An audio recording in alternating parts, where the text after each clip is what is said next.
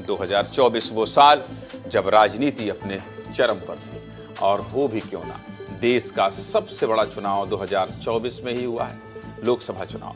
अब साल खत्म हो रहा है तो बात इस साल हुए चुनावों की करेंगे। ये साल किस पार्टी के लिए कैसा रहा है। 2024 में सबसे पहले अप्रैल महीने में अरुणाचल प्रदेश की 60 और सिक्किम की 32 सीटों पर 19 अप्रैल को मतदान हुआ। 2 जून को जब परिणाम घोषित हुए तो अरुणाचल में बीजेपी ने 46 और सिक्किम क्रांतिकारी मोर्चा ने 32 में से 31 सीट हासिल की। सिक्किम क्रांतिकारी मोर्चा की यह प्रचंड जीत मानी जा रही। नतीजों के बाद अरुणाचल में पेमा खांडू तीसरी बार मुख्यमंत्री बने, तो वहीं सिक्किम में प्रेम सिंह तामंग मुख्यमंत्री। 2024 भारत की राजनीति के लिए बेहद खास रहा। इस साल भारत में लोकसभा चुनाव होने थे।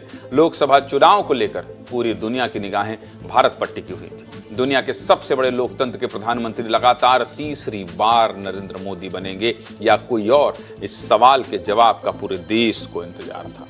19 अप्रैल से लेकर 1 जून तक 7 चरणों में लोकसभा चुनाव हुए। चुनाव का परिणाम जब आया तो एनडीए को 293, इंडिया गठबंधन को 234 और अन्य के खाते में 16 सीटें आईं। लोकसभा चुनाव में एनडीए की सरकार बनी, तो वहीं दूसरी तरफ आंध्र प्रदेश और ओडिशा में भी एनडीए सत्ता पर काबिज हुई। दोनों ही राज्यों में सत्ता परिवर्तन हुआ। ओडिशा में बीजेडी को बीजेपी ने हरा दिया और मोहन मांझी ओडिशा के मुख्यमंत्री बने, तो वहीं चंद्रबाबू नायडू आंध्र प्रदेश के मुख्यमंत्री चुने गए। छत्तीसगढ़ के सीएम विष्णुदेव साय समेत तमाम बड़े नेताओं ने बड़े स्तर पर बीजेपी के लिए ओडिशा में जमकर प्रचार प्रसार किया था। सीधे मुद्दे की बात क्या है? सीधे मुद्दे की बात यह है कि महाराष्ट्र में देवेंद्र फडणवीस मुख्यमंत्री बने और झारखंड में हेमंत सोरेन। लेकिन इसी बीच प्रियंका गांधी वायनाड उपचुनाव में चुनाव जीतकर संसद पहुंच गई। चर्चा प्रियंका गांधी की भी खूब रही।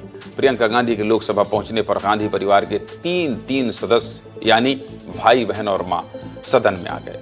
संसद के शीतकालीन सत्र में प्रियंका गांधी कभी अपने भाषण से तो कभी अपने बैग से खूब चर्चा में रही।